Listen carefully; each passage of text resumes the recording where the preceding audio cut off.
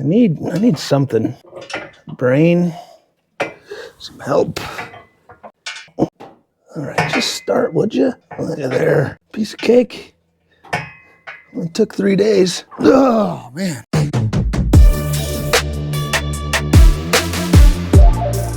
So let's see, what's next? Obviously we have a long ways to go before we're making engine noises. I mean, not a long ways, we just got to put all the little pieces on. The only thing I'm really worried about is squeezing the headers in here. I was actually thinking about trying to lay the header in here as we were putting the engine in, just because this side is always a pain. Let's see, I was able to get that side out the bottom. This side I couldn't get out the bottom, but I think I could have if I had the car jacked up higher. Now the issue is I have new headers, so they're going to be a different configuration. I'm hoping, fingers crossed, that I'm going to be able to slide them in the hole here without jacking the engine back up off the mounts, because like I said, it was a pain getting it lined up. So that's kind of my big worry. Before I do that, I think the next thing we're going to do is crawl underneath the car, because with the TKX, and we can't see nothing under here right now probably, but the cross member mount has to move back. So I'm going to grab a light and I'm going to have to drill some new holes, and my cross member is laying over there. We'll get this cross member put in, and that way I can get the jacks out of here, because I assume I'm going to have to jack the car up to feed the headers in the bottom. That's what we're up to next. Ooh, you can see my breath is still a little chilly in here. I got this rubber transmission mount from Jody's Transmissions with my transmission order. He said you don't want to use like a poly or a solid mount. Previously, I had this poly mount, which I thought was kind of the way to go, but he said with the TKX, you want to use a rubber mount for vibration purposes, or I don't know. He's the expert. That's what he said, so that's what I did. I did notice, however, that it is, hold on, it's pretty close, but it's a hair shorter, this one to this one. So it's hard to tell. I don't know if the TKX mounting surface is in the same plane or whatnot, but we'll throw this on there and get that crossbar figured out. And then we'll have to check the driveline angle. I tried to kind of check what it was before I took it all apart, and we'll compare. And then, I don't know, we may have to do either shim this up a little bit. I don't know if that's a good thing to do. I'll talk to Jody, or get some, the wedges to change my pinion angle just a little bit if needed. Hopefully it's gonna be good. So yeah, rubber mount going in. So here's the situation with the cross member. Right there with you can see I got the cross member just sitting in here. See, we got to go back about 3/4, or it's 1 3/4 inches is how far I got to move the hole. Now, if you look at the front of that mount, you can already see one hole. I already had to move it back about 1 inch when I switched from the regular bore corner to putting the gear vendor in. I had to move this back about 1 inch, and now we got to go back another 1 3/4 inches. So I just got to take the bracket off, drill 2 more holes, and I think those bolts that are like self-tapping, so I just got to drill the hole, and then it like tightens itself up, and hopefully that'll work.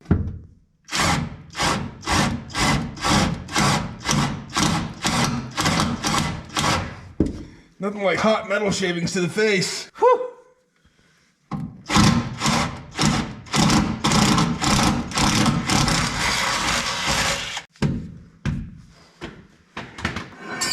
How come I can never find anything?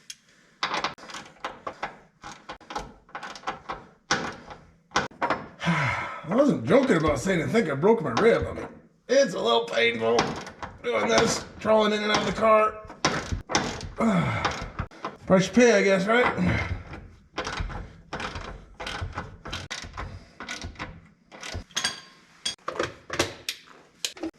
Ah! Somewhere as close to Centerville. This thing's a piece of crap.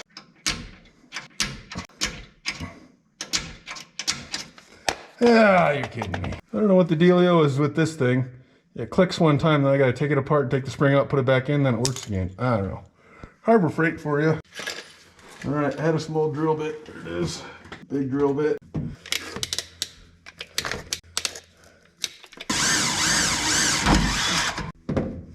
All right, I just had the big drill bit. What did I do with it? That's not it. Anybody else have these problems? Oh.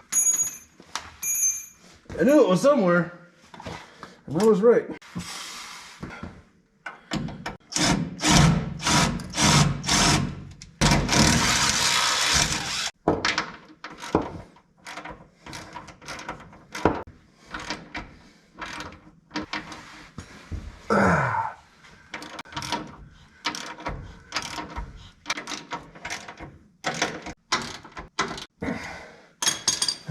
One side down, one to go.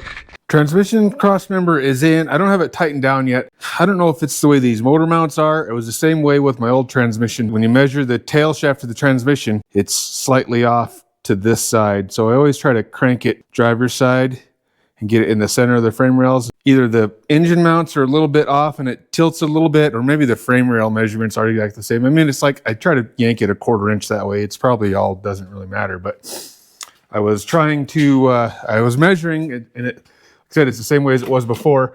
So I was going to yank it over a 1/4 inch this way, but I'm actually hitting my floor with the shifter stub up here. So I got to buzzy that a little bit, and then we can suck that driver's side just a hair and tighten her up.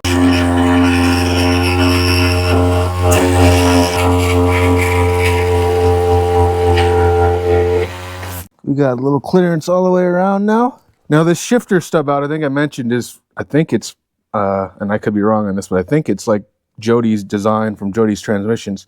And it's designed to fit in the original shifter hole from like a Muncie. It probably does. I had to shave mine, but I didn't have like the original hole. I just had a plate here that I just cut out what I needed for my last shifters. Maybe if you have the original hole and you get this setup from Jody, you probably won't have to shave anything, but I had to take just this fuzz off of that. I think we got enough clearance now to yank it over.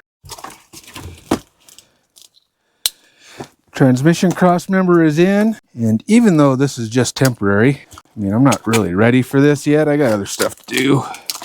Couldn't resist the urge to shift the 5-speed for the first time. So we got the old Hurst stick that bolts on. Entertain yourselves while I mess with this bolt for 3 days. And let's see, I probably need some sort of adapter for my shifter handle, huh? My T-handle. I got some of those somewhere from when I bought some stuff before. Nothing came with this.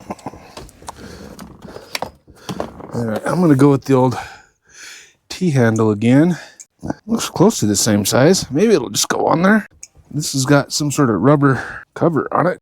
Maybe we got lucky. Oh yeah. Yeah, maybe not. It felt like it started, and now it seems like it's not quite the right dealy bobber. That almost looks like a fine thread. That looks like a coarse thread, maybe. What does this shifter got on there? That one's a big hole. Whoop, whoop. All right, I'll have to see. Got some more of these little inserts that go in there or something. All right, I guess we got to pretend I don't have a clutch yet. First, second, third. All right, first, second, third. Where's fourth at? Okay. So first is over. First, second, third, fourth. I think fifth is over there. And reverse. Where's reverse on this thing? Over and there and back. All right, so you got to pull it over for first. So I think before I was doing third and fourth. First, second, then it goes back on its own to the center. So it'll go into third easy. Straight back for fourth, over and up for overdrive, and we're cruising. That's not good. I was concerned about that kind of squared off oil pan hitting my steering, and it does. I can get almost to full lock, but it would, I mean, it hits before it stops. Oh man, always got to be something, right? I was worried about that, but I couldn't really jack the car up to find out until I got the transmission taken care of. The last thing I want to do is take that dang oil pan off there, because last time I put the engine in here, I did oil pan gasket leak, and I did it 3 times, and I could never get it to quit leaking. So I don't know, maybe I can, I mean, it just barely is hitting. I can look into maybe heating that corner up real good and bashing it in on the oil pan a little bit. I probably don't want to shave any metal off of that steering arm or cross member or whatever it's called. Always got to be something, right? Well, after much deliberation and consideration and hemming and hawing and scratching my head and wasting another hour trying to figure out what to do instead of just working, I think I came up with a plan for this oil pan hitting the steering problem. So it hits just barely. I mean, I can't get to full lock because it hits, but I don't think it would go that much further. Like you can look down and, you know, see like the steering arm wouldn't go that much further before it would be above the A arm. Whatever. I think it's almost a full lock. So this is turned to just before it hits. I did talk to Kevco. It's a Kevco oil pan, like a Kevco racing oil pan, some fancy dancy thing that's got baffles and stuff in it, which is cool, I guess. I asked them if they thought I could get away with heating the corner of that oil pan and bashing it in just a little bit.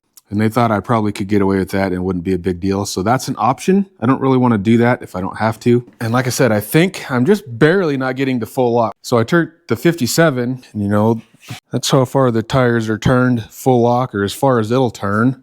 And this is darn near the same. So I don't think I'm giving up that much.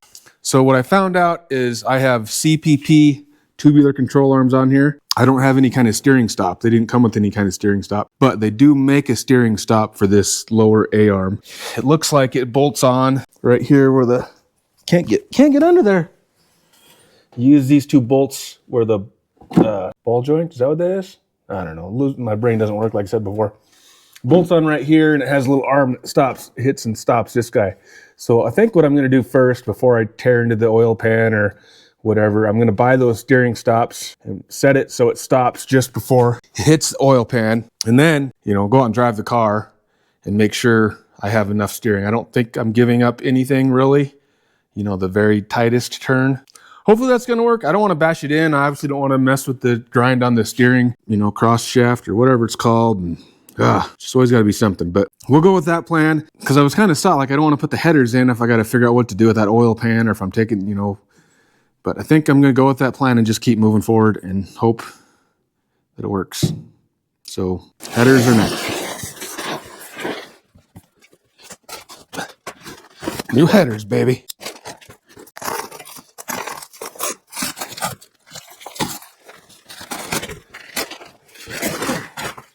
Ooh, shiny.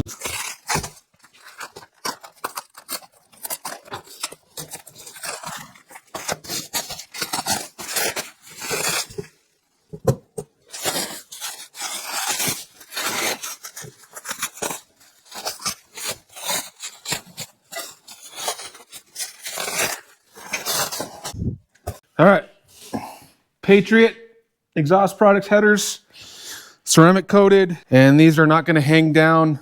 Hello. These aren't going to hang down as low to the ground as the other old headers I had went underneath the old transmission mounts. These go right where the transmission mounts were, so I was always dragging my exhaust on the ground, and I had to raise the car up to avoid that. Now we can put these on if they fit. They're supposed to. Tri-5 Chevy, small block, manual steering, 4-speed, all the stuff. Says they work. Let's find out. I'm guessing slipping these in from the bottom is going to be the way to go.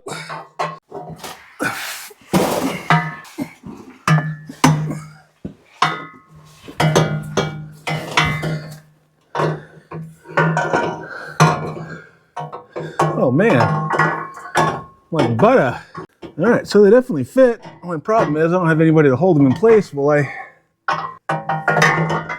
guess what do I need to do? Maybe I can hang it like that. I thought that was going to be a fight. The old ones didn't want to come out of there very easy. Something finally went right. Well, I'm not done yet. I shouldn't be counting my chickens, I guess. The old header kit, she came with, oh, I don't know, 3 gaskets. They only sent me 2 headers. Where'd they give me 3 gaskets? Either slipped up or gave me an extra one, I guess. All right, can I reach? Maybe I can reach that from here. Get a bolt started. Now I wonder with aluminum heads, should I be putting some sort of anti-seize on these bolts? Probably. I better look that up. I'm not an aluminum head guy. All I'm going to do so far is just get one started. Hold it. I think I have some of that anti-seize, so I'll go find it. Can't do nothing left-handed, apparently. Can't see. Man, I'm struggling.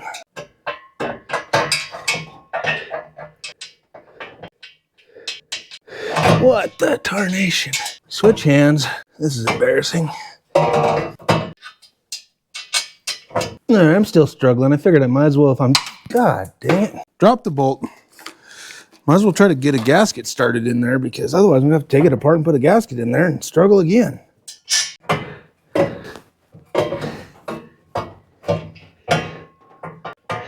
I need something. Brain. Some help. All right, just start, would you? Look at there. Piece of cake. It took 3 days. Oh, man. Whew. Leaning across the old ribs on the fender. That ain't feeling good. All right, do I need anti-seize on these? My Google machine says anti-seize, a little bit of anti-seize is a good idea in the aluminum heads, so I figured so. So we'll try to not look like the Tin Man by the time this is over. Destroy the gasket. All right, there seems to be an issue here. That's not even coming close to lining up. Well, I knew something was wrong. I got an extra extra bolt hole here on this first one, so I was in that first hole, which made nothing lined up. Strike one. All right, at least I was starting to think, what, are these heads different than regular small block or something? And I bought the wrong headers, but I think they're gonna work. I just got to go down and get the gasket I dropped and the bolts I dropped and start over. Surprise. All right, headers are tightened up. Put the plugs back in, make sure all those work. These are angle plug heads. The headers said they worked with angle or straight plug, I'm pretty sure. First one went in, no problem. Dose. Hard to figure out the angle of the dangle. I don't want to screw up my threads. Where are you at? There we go. 3 and 4. So there's a lot more room around these headers for the plugs and just in general. So the last worry is my little clutch pivot ball thing gonna work with these headers? If not, I'll have to make something else, I guess. All right, I'm gonna tighten these plugs up and then we'll go on and do the same on the other side, and then I think I probably gotta call it for the day just because of time, but we'll see. Well, I was worried about the other side not fitting because this is supposed to be the easy side and this one goes right in there. Plenty of room to squeeze it in, but it hits the spot where I put my wiring fuse box. So all this wiring is gonna need to be changed or redone. This is underneath my freaking sound deadening stuff inside, the other end of the bolts. Guess I'm gonna have to try to raise it up here, and then I'll just have to lengthen these 2 wires maybe is all. Didn't I say it already that there's always gotta be something? Dang it. Now that I think about it, I don't think I can put this up here because that's right where the heater box and heater core is. I don't have a heater core in there, but I probably should someday, so can't really put screws into that. So maybe I'm gonna have to try to make this go down. That means I have to lengthen these 3 wires, but maybe then these ones would stay the same or would still work. Or option number 800, I guess if I scooch the box to the outside over this way, maybe I can get it far enough away to work, but then I'm still gonna have to lengthen. I'd rather lengthen these 2 wires on this side because then I don't have to cut and splice. It's just new ends, you know, new wires and new ends, where here I have to cut and splice, and that's one of the big power wires. I don't really want to do that. So maybe we'll try sneak it this way as far as we can. I don't know, I gotta look inside and make sure there's nothing in the way in there. Next day, I had to go to dinner with the family last night, so I don't exactly remember where I left off with the videoing, but I hung this header in here. I just got it loose because I probably have to take it off again. I took that fuse box thing off, and I think I have a couple options. I can either maybe do it vertical instead of horizontal, or vertical or horizontal. Vertical instead of horizontal, or I can angle it with another existing hole. I don't know. Next thing I'm gonna do is I gotta try to get this starter in there, and these are new headers, like I said, so I don't know. With my old headers, I had to kind of have the header loose and put the starter in at the same time. It looked like it might fit in there, but I don't know. So I'm gonna try to get the header in there. That way I can see how long these wires, existing wires, are and if they'll reach, and then I'll decide what to do with that. The starter went in no problem. There's plenty of room to slide it in, so that's nice. It's actually a little nicer to hook up the wires because I'd get my hand in here. Couldn't do that with my other headers. It was a pain flopping around, but I thought I was going to have enough wire here to mount this thing back up, but it just won't. It won't reach without rewiring something. So I guess means I got to rewire it. I'll decide. I was thinking about turning it vertical or something to make it work, but I don't know. So it looks like the red wire from the block to the starter is our main limiting factor. Probably this purple one will have to be lengthened too, but I'm going to unhook that wire, then figure out exactly where I want to put the block, get it far enough away from the header. I don't want to rewire this section if I don't have to, so put it wherever these wires will reach, and we'll make those wires reach.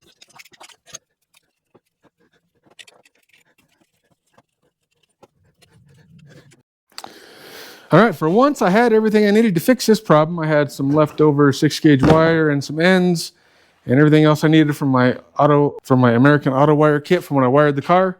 So what I did over here is I turned that little fuse box vertical. I think I liked the way it looked horizontal better before, but is what it is. That way I didn't have to lengthen these wires, and then just had to make a new 6-gauge wire from the box to the starter and then lengthen the other starter wire, and everything's tied up and out of the way from the headers. So finally, one less problem off the list. Now we're gonna concentrate on seeing if we can make this clutch bracket Z-bar doohickey thingamabobber all work. Wish me luck. So for once, that went mostly okay. We got the little Z-bar, my little homemade bracket. Everything's in place down there. All I had to do, I have a homemade bracket and some homemade, just some like, I don't know what it is, like 1-inch pipe or something. I have 3/4 inch pipe maybe, I don't know, that I've cut for some little spacers. And before I had like a 3/4 inch one and a 1/2 inch one. I had to cut the thicker one, so they're both about a 1/2 inch. And I had to cut one of the bolts because it was too long, but I was able to get it in there. So that's all hooked up. Let's do our initial maiden first time clutch press and see. Hopefully we don't have any loud banging, popping, weird sounds, and everything feels like a clutch. Feels like a clutch. Bada boom, bada bing. One step closer. Just tightened up put on the oil pressure line, plugged in the distributor wires, and then realized these are my coil wires. There's no little coil bracket on this intake. So before I had this little guy right here by the distributor, little bracket where the MSD coil sits. Looks like that's not the case this time, so gotta figure something else out. Dang it. Gotta set the carburetor on here so I can see what I can figure out for the coil mount. Where is the coil? So I do have one threaded hole back here by the distributor, but I can't get to it. But if I made a little bracket off of that, oh, I don't know, that's not ideal probably. Some sort of firewall mount situation, I guess. See if I got the alternate kind of bracket. Could hang it right off of that thing. I could hang it off of one of these studs over here. Why does everything gotta be different? I was hoping to get this thing fired up today, but duty calls, I got some other stuff I gotta go do. So we're getting close. I gotta get some black bolts. I was trying to put the water pump on, but I don't want to use crusty looking bolts. I'm gonna go get some black bolts. Then we get the water pump on and the fan, and then I can put the radiator in. I mean, we're like this close to firing this thing up, but I'm not in a real big hurry. We got, like I said, I got stuff I gotta do the rest of the day. I gotta work tomorrow, so we'll be back soon, and we'll make this thing make some noise. Thanks for following along. It's been a couple days, and I honestly don't even remember where I left off. Obviously, I didn't leave off by cleaning up the joint. I think what I was doing at the very end, last thing I went and got some bolts so I could put the water pump, fan, you know, this stuff on. So we got that going, and then, I ran out of time or gave up or quit or something. Got the little thermostat housing on. So radiator, carb's just sitting there. I'm waiting on, I ordered a couple more goodies from Summit, so I'm waiting on like some new linkage and a little throttle return spring. That stuff's supposed to come, I think, tomorrow. So I'm probably not gonna mess with the carburetor, but I can get the radiator, maybe get the plug wires on, and I got a crawl underneath, and I think I got new headers, right? I talked to you guys about that. Ooh, shiny. So the new headers, obviously they end up in a different spot, so I was worried about how I'm gonna make that exhaust connection work. I crawled under there and looked, and it looks like, I'll have to double check it, but I think I just have to crawl under there and lop like an inch off of my existing exhaust pipes, and then it'll all just kind of slide back together, I hope. So anyways, a couple hours tonight, so let's see what we can get done. This puppy's gonna be running before we know it. I know most of you guys would have had it running weeks ago, but I'm in no hurry. It's supposed to snow this weekend again, dang it. Putting this radiator back in here is a huge pain in the butt. The way the little bolts go in there, my little fat fingers just don't quite work. I need to come up with a little different design, but I guess this is what I got for now, so we'll struggle. Shocker. I don't know. I also noticed that my radiator, I don't think the fan ever hit it. I think maybe when the old fan was in there, when I first was just like spinning it by hand, I might have touched it because it was like that close before. But we got that problem solved now. But what we don't have is the problem of an easier way to install this thing. I had to leave that hose on there. Now it's in the way. Can I dive under? Making a mess. Shocker. Well, I guess I must have had the fan out of the way when I took it out of there, and I got it tight so I can't. Plan B again. I don't even know if I can get this off of here. Oh yeah, it's loose. All right, more mess. Whew. This is the, if you don't remember, this is the cold case radiator that I scored with the DD Speed Shop 57 Chevy. It was in there. And obviously, most of you know that I sold that car, but I think this is the only thing I kept out of it. All right, now this is the fun part. Can you guys even see what I'm doing over here? So the little bolts go through here, and then you got to get a little nut and a washer and a couple washers in there. And my little fingers don't work in there. It'd be nice to have something welded to that, but it's aluminum, so I can't weld to it. So instead we struggle. So you guys don't need to watch me struggling with bolts. You've done that before. So let me get that on and I don't know, come back and see what's next. 15. The number is 15. That's how many times I dropped either the nut or the washers while I was trying to get my little fingers in here and get those tightened up. And then it would, of course, go through the little slot there and it would land under the car, and it would, about 13 of the 15 times the bolt or the nut or the washer ended up as far as I could reach. Probably had to get down. This, as you can see, is all wet, all full of antifreeze. Everything's got to be a struggle. But the radiator's in. Unfortunately, I had plans on being out here a couple hours tonight because I thought my wife was busy doing other stuff, but her plans changed, so she's free. So I'm going to go in and hang out with the wife tonight. It's still, I got time, right? I mean, I don't have to race till June. I'll be driving it before long. So anyways, I'm in no hurry, so I'm going to go in and do that and, you know, score some brownie points. And then soon enough, I'll get to actually spend some time working on the car. So we'll see you tomorrow, the next day, next week. Sometime soon, this thing will make noise. Welcome back to another installment of Will This Thing Ever Run? Starring your clueless engine installer, Brad, out here in the Montana garage. Saturday afternoon, so it's a new day. I haven't done much the last few days. Well, we'll show you when we get over here in a second. But I started out today. It is March 16th, and a couple days ago, my daughter calls me and she says, "Hey, Dad, do you want to do the St. Patty's Day 10K with me?" And I'm like, "What? Run it? What are you, nuts?" We used to do that kind of stuff when I was younger. I used to, I used to race bicycles and be in a little better shape and do trail runs. And as the kids were growing up, they would go do that stuff with us. So I remember lots of times I went and ran like 5Ks and 10Ks with my daughter as she was growing up, and my son too. We haven't done nothing like that for a long time. I'm old and fat and out of shape, so I still try to ride bicycles as much as I can, but not like I used to by any means. And I have not really been exercising at all for the last at least month. So she wants me to run a 10K, so I'm like dumb enough to say yes. And so pretty much did a 10K off the couch this morning with my daughter. I told her I could do it, but I'm going to be a little slow. But we went and ran. I ran all the way. We did like 11-minute miles, 10 and 11-minute miles. So it was fun. My biggest worry is, I think I told you, I'm certain I have a broken rib. And for whatever reason, it had to be hurting the worst today than it ever has since it happened. So I almost backed up because of that. But I sucked it up. We did it. So thanks, Mariah. That was a good time. And you owe me a bike race. Anyways, back here in the Montana garage, where we left off is radiator's in. I think I showed you guys that. I don't remember. And I also put the plug wires on. These are the old, well, let me start on this side. These are the old plug wires that I had on that engine. And on this side, it was just plug and play. I just took them off and they went right on. For whatever reason, well, I think I know what reason. On this side, they were all just a little too short. And I think mostly it's because they passed right over where this guy is. And because of that little breather cap there, they were a little too short. So I had to use kind of a combination of ones I had. And then I had another kit, was just like pre-made sizes. I didn't have any more of the little terminals to make my own custom sizes. So I'm not super stoked about how it turned out, but I guess it's good enough. And maybe I'll do something about it and run them a little differently later, but I probably won't. So that's that. That's where I left off the other night. So today I got a couple more hours, and somewhere I have a box of goodies, some stuff I've been waiting on. Showed up. This is a fuel pressure gauge. That's for this guy over here. I have a fuel pressure gauge on it already. That's what this is, but when I ordered it wrong, and it is like a 0 to 100 scale. So it barely shows any fuel pressure. I mean, I can't see it right now, but there you go. So I was ordering stuff, so I ordered the right one so I can actually see what kind of fuel pressure I have when this thing's running. So we'll get to that some other day.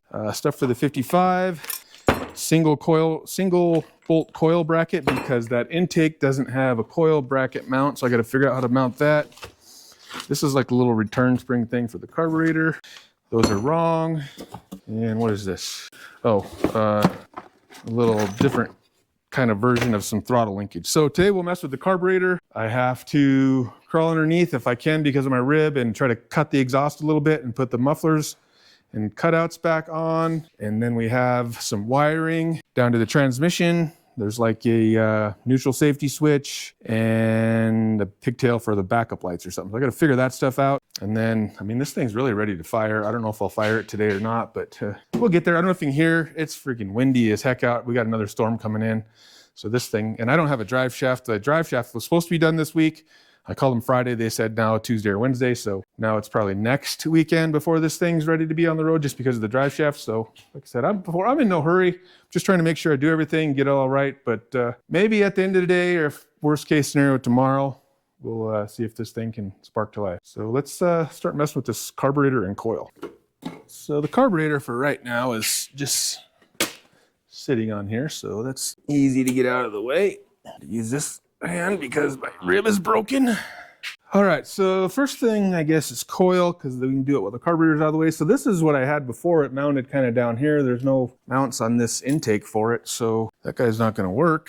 So I came up with this guy, or I saw this guy on Summit. So it's just got one hole, and I'm hoping I can maybe mount it right here to where the master cylinder is. I don't really have enough threads exposed right there, but I guess if I take that off, well, I just thought of another problem. That's not really a problem, but I probably can't do this right now. So I think I'm gonna mount it right here, and that's fine. I think it'll work. There's not enough bolt exposed for it to go on like this. I'm gonna have to take this lock nut off. However, these used to be like some studs that were welded into the piece on the back side, back by the dash on the other side of the firewall. And I think to get this all to work, I had to knock those out of there. So what I have now is just bolts and lock nuts, and it's kind of a two-person job because one person needs to be inside the car to hold the bolt while I turn the nut. So we'll see what's going to happen there. Boom, we got the bolt out of there by myself. We used a little bit of mechanical magic, because I didn't have anybody here to help me, but we got it out. I don't know how I'm gonna get it back in. I'll worry about that in a second, but it needs to be about a 1/2 inch longer to make this coil mount trick work. And you know, I don't want to put just your average crusty looking bolt in there. So I'm gonna run to the hardware store and get another chrome one just so it all is matchy, because I guess that stuff matters to me for whatever reason. I gotta grab something else in town, so it's not a big deal. It's not like I'm going there just for one chrome bolt, and I'll get a lock washer too, then it's worth it. It's two things. We'll be back. We're back. Had to get a little creative to hold that nut, so I tightened that bolt. Use the old jam the wrench against the other thing trick, but it kept falling off of there, so I had to tape it and retape it a couple times as it went. But by golly, I got her tight. So now we can move on to actually do what we started with like an hour ago, is putting one bolt on to hold the coil bracket in place. All right, I don't know if I left that. Oh yeah, it's plenty wide enough still. Well, let's see, before we tighten that too much, gotta get that how we want it. How does that work out? Guess maybe I should have put that in there. I think I'll just tighten the coil down in there and then put this on here. Might be easier, might not. I don't know. Yeah, I don't know exactly where I want it though. Probably not all the way down. Right about there.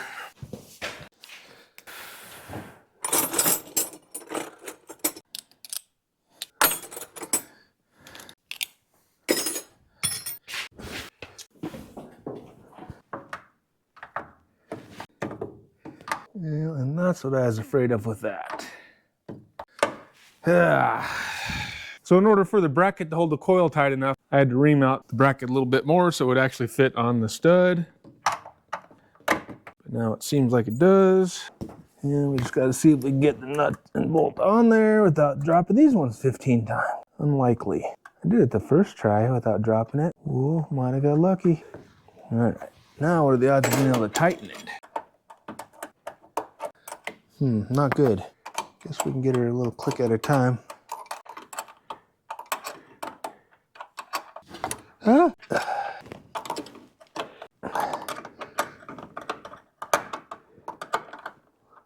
I need to actually get that back one just a hair tighter.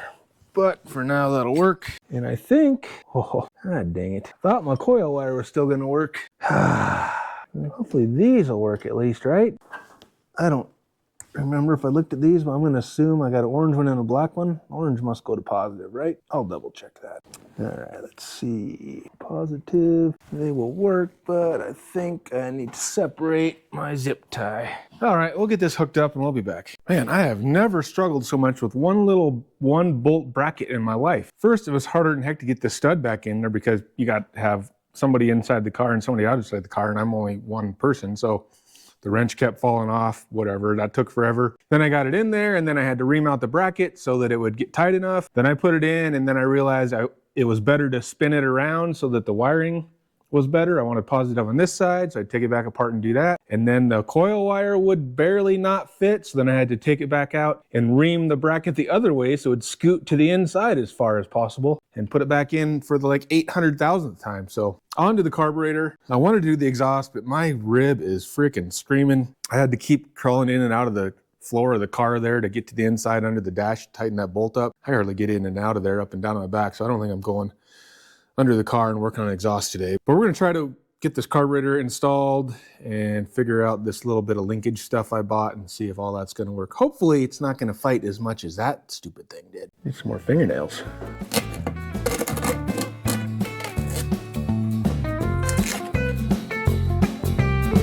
Hello!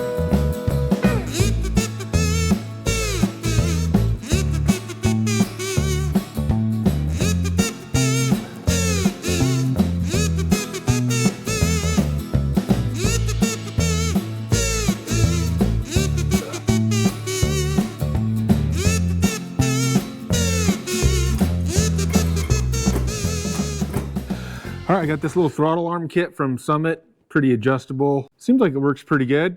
I can't tell, I guess I could use you guys in the camera, but it seems like it opens all the way. I'll have to have somebody help me or use the camera to make sure I'm getting full throttle, but I don't know, seems pretty slick. Here's this little Taiwanese Summit return spring kit, and I guess it works. I'm not sure how stoked I am about it.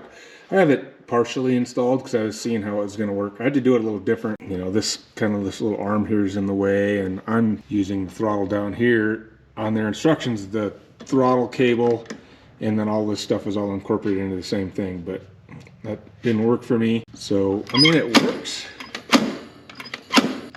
This spring hits this little guy at full throttle. I don't know if I like that, but I guess it's really not hurting anything. I mean, really, I could get away with getting rid of all of this whole apparatus here if you just drilled one little hole in this guy and one little hole in that guy and hook the springs on there. I don't know why that wouldn't work just as well, but I guess it works. The other thing is, so it mounts on your carb stud here, and then it ties into this spot right there. And this hole isn't big enough, so you got to drill that out. And then because this level is higher than this level, there's a little spacer that goes underneath it. And then as you can see, my carb stud isn't long enough. So now I got to put a different, if I'm going to use this, I got to pull the carburetor back off and replace this one stud with a longer stud because it barely grabs the thread. I mean, I tightened it and it seems like it tightens, but I don't like it. I mean, I didn't, tighten, I just barely tightened it. But as you can see, it's just barely sticking in there. So I don't know, I guess I'll probably take it off and put a different stud in there and just kind of go with this for now, and maybe we'll do something different in the future, but I guess it works. I mean, gotta have something, right? Before I just had a little arm kind of on my valve cover here, or no, in the intake, I guess. And then I had a spring run into that. So that would be the same as if I could put that little arm like right there. And we could do something like that again too. I just saw one of these and thought I'd give it a try. So let me know if you guys have used one of these or if you like them or you think, I mean, I don't know if I like the way it looks necessarily, but I guess it works. So that's what we're going for, right? Got this little arm all installed. Said I had to do things a little bit different, but put a new carb stud on there, drilled out that hole, put it all together. Seems like it works. And once I put the air cleaner on, it's not like it looks terrible. So I guess we'll go with it, unless for some reason it seems like it doesn't work. Let's see, I just tied up some wires back there because of the way the throttle linkage was going, and looks like we stayed just under the spark plug wires. We don't have any of our wires back there, so everything is tied up down there, or I think I said I was done with the carburetor install after that, but I must have been thinking that the fuel was going to get there via Bluetooth or something because I didn't have a fuel line hooked up. So I just realized that. So I went and grabbed my little fuel line that connects the bowls there. This was for the ATM carburetor. It must have just a little bit wider spread because I had to kind of bow it together, but I guess that'll work. And then we got her strapped down there so nothing's rubbing anywhere. And I am like so close, like really, you know, all the wires are plugged in. Really, I could put oil and water in this thing and turn the fuel pump on, and it should and start it. But it's getting late. It's kind of cold out here. Well, it's not really that late. I was planning on staying out here a couple more hours and doing some more stuff, but I might have already said this. My freaking rib is just, oh man, it's not good. So all I have left is underneath the car. Tomorrow, maybe we'll actually start this thing. I mean, it's pretty much ready, but I'm done. See you then. On today's episode of how to not get anything done on your engine swap and make it take 35, 40, 50 days, I don't know how long it's taking, we're going to try to mess with wiring. I have to try to make sense of what all these wires were for. They're for, most of them for the gear vendor. I have some wiring up under the dash here that was for the gear vendor that I got to get rid of. And then we have to wire in a neutral safety switch, reverse light switch, and then the line lock wires in there too. So that's what I'm working on today. And I don't know, once again, I only got a little bit of time and I gotta do something else. So I'm gonna try to get something done, and then I'll probably have to be back for yet another day after this. So I mean, really, I could put oil in this thing and start it, but I'm not gonna do that until we got all this stuff wrapped up. So I can't drive it, it's storming out there. So no rush. Let's do some wiring. And oh yeah, I wouldn't recommend running 10K off the couch because your legs the next day will be garbage. Ask me how I know. I could barely get out of bed this morning. My rib still hurts a little bit. That's maybe a little bit better, but the old legs, they are sore. Yeah, wouldn't recommend. I think the first thing we'll try to do is get in here and remove what we don't need. There's I don't know if you can see it back up there on the back of the firewall. There's a gear vendor controller, a bunch of that wire, and that coil is for the gear vendor. And it's got wire going to these little lights right here. And then these wires went to the switch. These wires I will keep for the line lock. And these wires will go away. These wires are the backup switch. So a couple of these things I need, a couple of these things I don't. But I'm going to start by just getting rid of everything up there I don't need. And then for the neutral safety switch, there should be some wires from the American Auto wire harness that I have spliced together. Basically, it just, the wire going from the ignition to the starter, it comes in two separate wires, and then you were supposed to run it through the neutral safety switch. I didn't have a neutral safety switch when I did this before. So now I got to uncoil that stuff, find out where I have those spliced together, unsplice them, and you can't just run it to a neutral safety switch. You have to run it through a relay. So there's a little bit of him and hawing around involved in that, but obviously this transmission, modern TKX, has the provisions for neutral safety, so I might as well put it in there, right? All right, I got me a light and a zip tie disassembling tool, because I imagine I'm gonna have to be cutting some zip ties and pulling some stuff loose. Let's see what we can discover down here. That MSD gear vendor controller should have a hot wire that I just put into the fuse box here. That's this guy right here. I guess there's no reason to leave it in there, right? Looks like I have that tied together right yonder. See if I can not cut any of the wires. All right, where do we go from there? Up and over.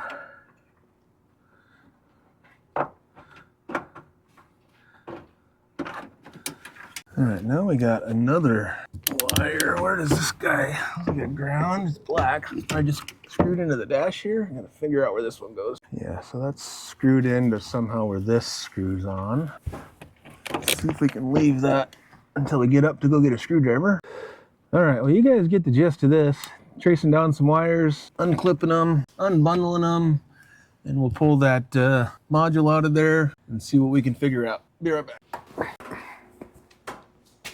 All right, the trick now is figuring out, I think it's got to be this purple wire that I have to splice into for the neutral safety, but I'm going to have to disassemble a bunch more zip ties and figure out where I have that already spliced. I'd like to cut it in the same spot instead of splice it again, but we'll see what we got to do. So now we're going, before we were just removing stuff, and now we're going hunting for the right stuff. We're gaining on our wiring project here. This is the, whoa, try to do this without burning my carpet. This is reverse light switch thingamabobber doohickey. All right, wires are coming under the carpet, and then I got them going through this little rubber grommet dealy bobber. We'll shove that back down in the hole. Hopefully there's enough room for that. I think there is. Planned on it that way anywho. And then we'll route that down there. It gets plugged into the transmission. This other black wire is coming from what I wired in up here, which is a relay right there. So that's got wires coming from the ignition switch and then down to the starter, and then the black wire goes down to the neutral safety switch, and then the other, there's two wires coming off the transmission for the neutral safety switch. One goes to that relay and the other just goes to ground, and somehow there's magic that happens.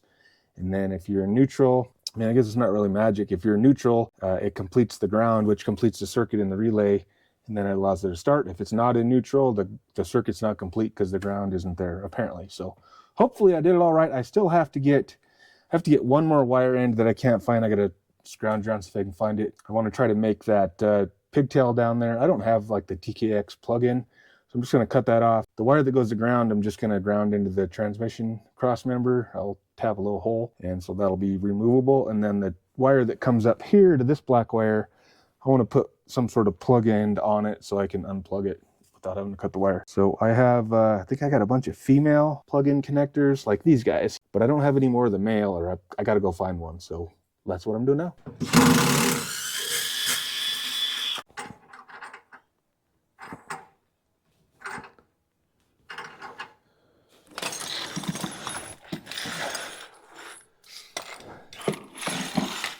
Ah, well, that was fun. Try to show you what we did down here. We're upside down, we're backwards. So we got a wire going to ground right there. The other wire goes up through the floor, and that goes to the relay. And then spin you around like crazy. And then there's the reverse light pigtail. I tried to kind of strap the stuff up so it didn't seem like anything was hitting anything. So hopefully that'll be good. And then hopefully I did all that right, because so I haven't tried to start it. So now I guess I'll have one more mystery if it doesn't work. Like, did I do this neutral safety switch thing right?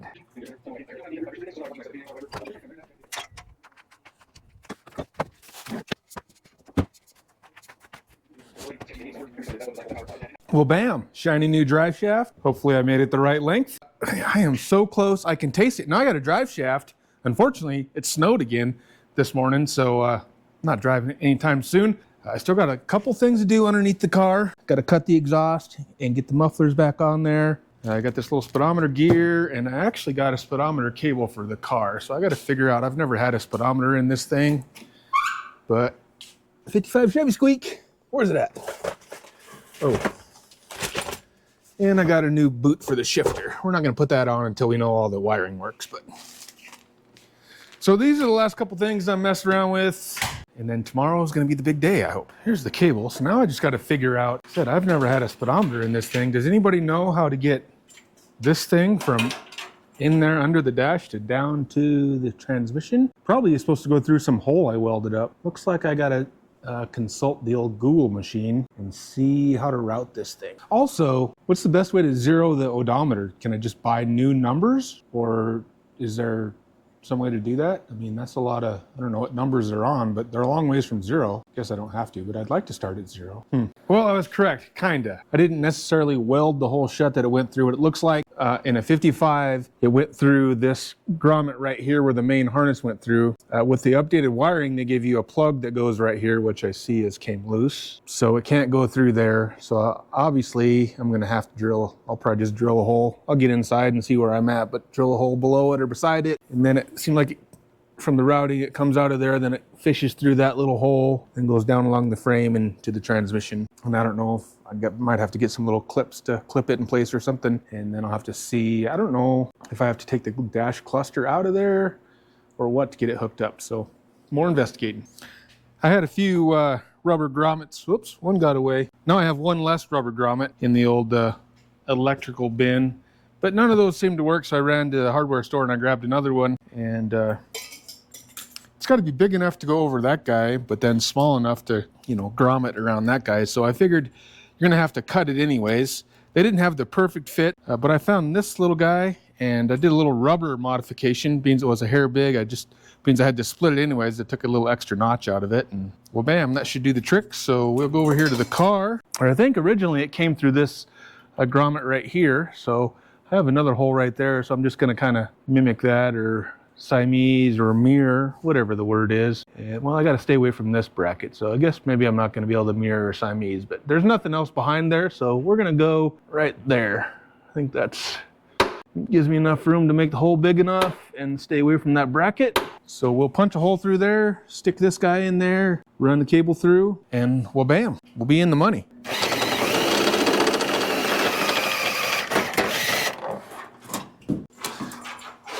That's the big end. We don't want the big end to go through there. Oh, so close. Oh, got her. All right, so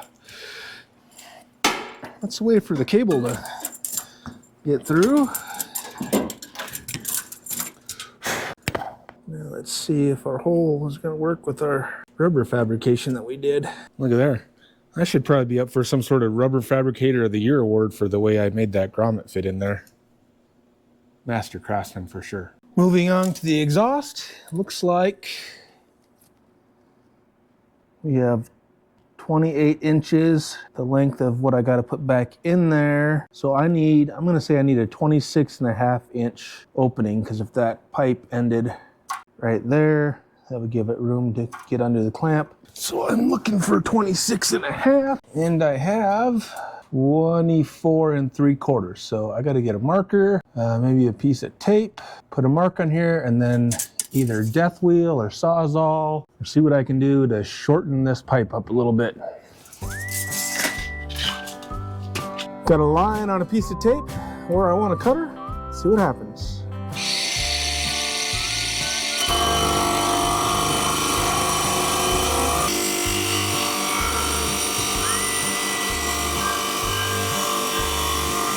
Alright, I gotta figure out how to get the rest of it.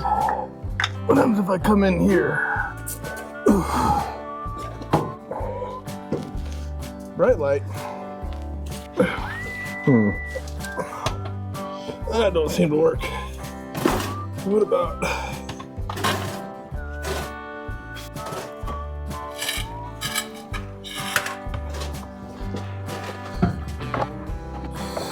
I think I could probably find a harder way to do this, but maybe not.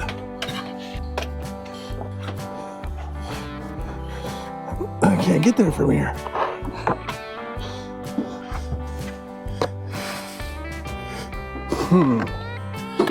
Dang it. Gotta either be right on top of it or nowhere near it. This seems probably not ideal.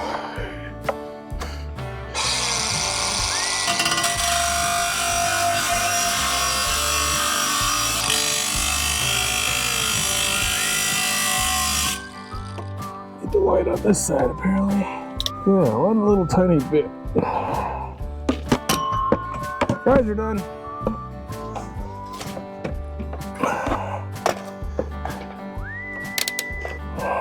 Go with the braille cut.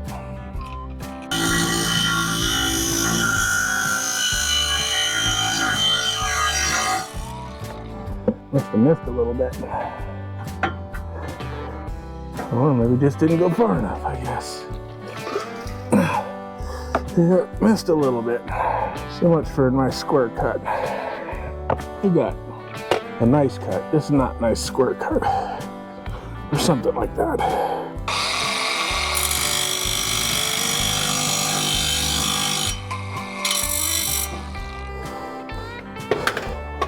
Yeah, I'm gonna grab a file just to deburr that a little bit so it slides in the pipe easier. And hopefully that'll work if I can get back out of here. Which way should I go?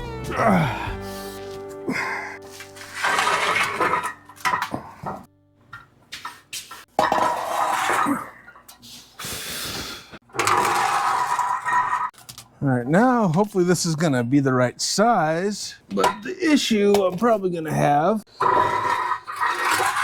exhaust cutout It used to face like right here, but I think it's going to be too high now hitting the frame. So I'm going to have to turn that and decide if I want that, how low that's going to be, if it's going to be too low. And if it's too low, we might have to put them on the inside, which just will be a little more inconvenient, taking them on and off, you know. But that should go in there now. Boom, once it slides back. So this is going to be like so. Yeah, so that's going to be like so. So that is definitely going to hit. Loosening up this cutout collector situation I got going on here. So I'm going to have to try to spin this. I got to get out of here. So it goes like this. That's loose.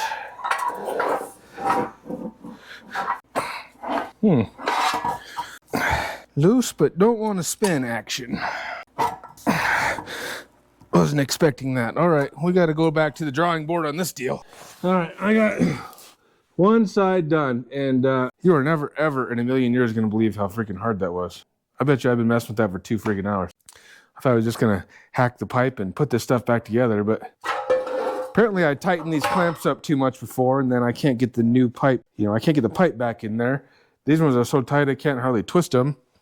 I'm over here, I got big sockets I'm jamming in there and pounding with hammers and prying with screwdrivers and using pipe wrenches to try to turn the freaking cutout part. I am super frustrated. One more to go, I guess. Hopefully this one is not going to fight quite as much. All the same problems. Plus, this is the mark where the muffler is going to come to. So my exhaust hanger is in the way. I got to grind the hanger loose. Perfect world, I could just move it to the back side of this bracket. It's dark, you can't see nothing. But I don't think this style of hanger has got enough room there, so I'm gonna have to come up with a different hanger. You know, big deal, I guess, but I don't know, it's weird. This header on this,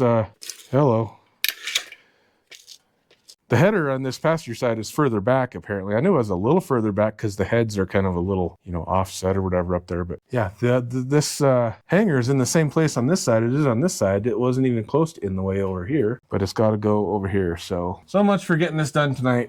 I'm frustrated. I'm hungry. I'm going inside. I don't know if this thing's ever going to run. Well, once again, it's a new day, but I have a new attitude also.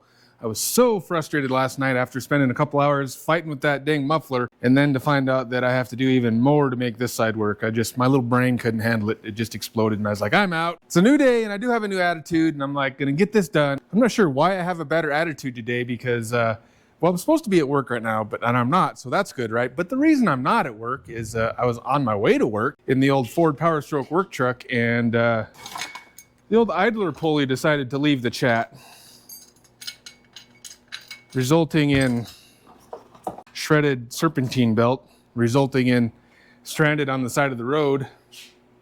Luckily, my daughter didn't have to work today, so she was able to come get me. I had to wait a while for a ride. She came to get me. I had to come home and get tools and then go to the parts store and spend a couple $100 and then go back and fight and struggle to get it replaced, but it's all fixed. It's still sitting alongside of the road. I got to get another ride back there to go get it. And now I got to drive an hour each way to where I'm working right now, and it's already after lunchtime, so too late to go to work, so I'll come out and fix this.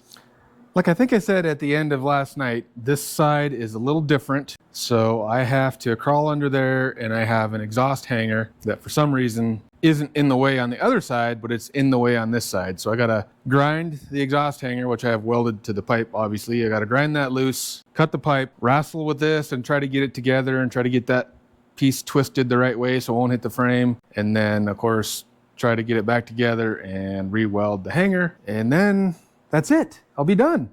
It was not easy on the other side, and I gotta do more on this side. So I might show you some of that. I might just fast forward and come back at the end with either my arms raised in victory or my tail between my legs, bitching and moaning and whining because something didn't work.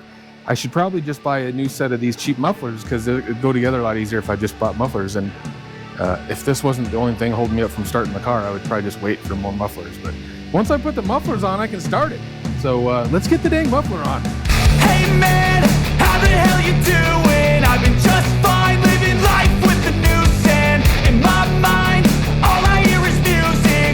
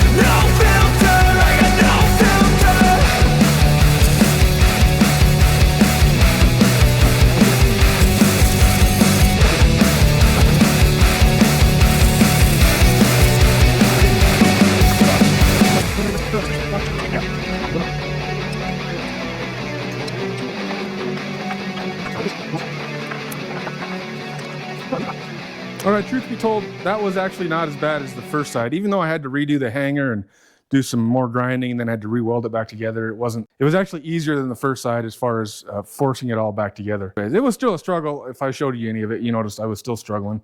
And man, I don't want to be like a little whiner, but man, I'm sure I got a broken rib and that's not helping anything out. But anyways, where we're at, everything up here looks like, I mean, it's there, right? I mean, the engine's there. There's no loose wires. Everything's hooked up, everything's plumbed, everything's plugged in, ready to rumble. In here, we got the shifter, we got some wires. I haven't put the boot on. I'm going to do that once I make sure all the wires are right. We got a couple notes on our dash over there to remind us what we got to do before we light this bad boy off. But I'm going to tell you, I'm down to 4 things. I have to put some coolant in the engine or the radiator.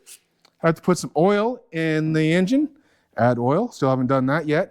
I have some fluid right here for the TKX. Now, my transmission guy recommended this Monolec Sin. We got enough in here for twice because we're going to fill it up, run it 500 miles, and then change it. So coolant, oil, tranny fluid, drive shaft, vroom, vroom.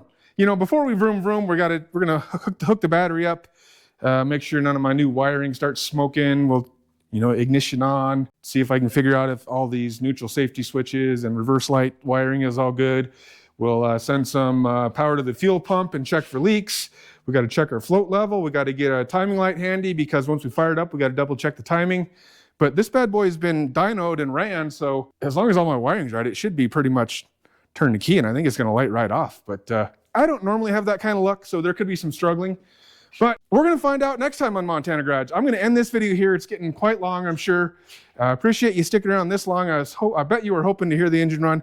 But come back next time on Montana Garage.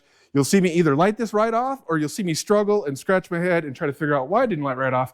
And if the weather cooperates, we might even go for a cruise. See you then.